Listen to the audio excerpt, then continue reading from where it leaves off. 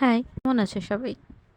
Last ভিডিওতে আমরা স্ট্রবেরির এই পার্ট পর্যন্ত দেখেছিলাম। আজকের ভিডিওতে আমরা এই পরবর্তী অংশটুকু দেখব।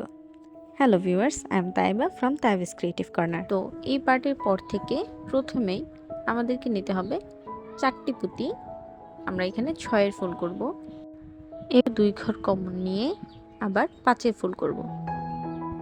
এজন্য আমাদের প্রয়োজন আরও 3টি পুঁতি।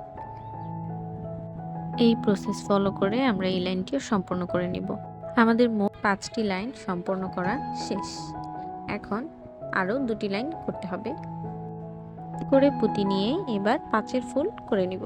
এবার আমরা সবুজ রঙের স্ট্রবেরি পুঁতি ইউজ করব। এভাবে প্রতিবার 3টি করে সবুজ পুঁতি নিয়ে 5-এর ফুল তৈরি করব। 1 ঘর কমন নিব এবং 2টি করে সবুজ পুঁতি নিব। এতে একটি লাইন সম্পূর্ণ হয়ে গেলে আমরা দ্বিতীয় লাইনটিও সেম ভাবে করে নিব। তারপর সুতোয় 2টো গিট দিয়ে নিব।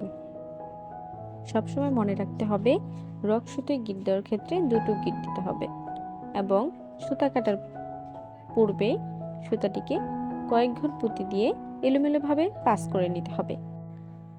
ঘর সম্পূর্ণ হয়ে যাওয়ার পর এবার আমরা নিব 8 নং পৃথিবী পুঁতি এবং 2টো সুতোর মধ্যে দিয়ে পৃথিবী পুঁতি নিয়ে নেব। পৃথিবী পুঁতি নেওয়া হয়ে গেলে আমরা আগে থেকে তৈরি করা রাখা স্ট্রবেরিটির সাথে এটি সংযুক্ত করে একটি স্ট্রবেরি ঝাড় তৈরি করে নেব। আশা করি ভিডিওটি কিছুটা হলেও আপনাদের উপকারে আসবে।